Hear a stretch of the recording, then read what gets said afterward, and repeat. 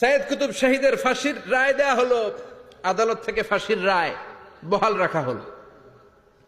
যেদিন ফাঁসি দেয়া হবে তার 1 ঘন্টা আগের ঘটনা। কারা কর্তৃপক্ষের নিয়ম অনুযায়ী, জেল কোডের নিয়ম অনুযায়ী জেলখানার যিনি ইমাম আছে না, উনি 1 ঘন্টা আগে আইসা এই কালিমা পড়ায়, যারা ফাঁসি দেয়া হবে এর পড়ায় লা ইলাহা মুহাম্মাদুর। তো সাইয়েদ কুতুব শহীদকে কালিমা পড়ানোর জন্য ইমাম সাহেব আসছে।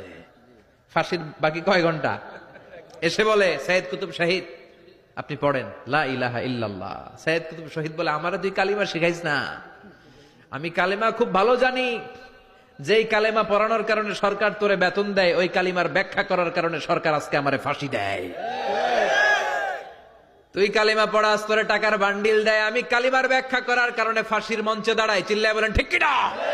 তার মানে তোর কালিমা আমার কালিমা এক কালিমা না, এই 2 কালিমার মধ্যে পার্থক্য আছে না নাই? তোর ইমানি চেতনা আমার ইমানি চেতনা এক ইমানি চেতনা নয়। তোরে টাকা দেয়, আমারে ফাঁসি দেয়, তার মানে 2 চেতনা আলাদা, চিল্লায় বলো ঠিক কিনা?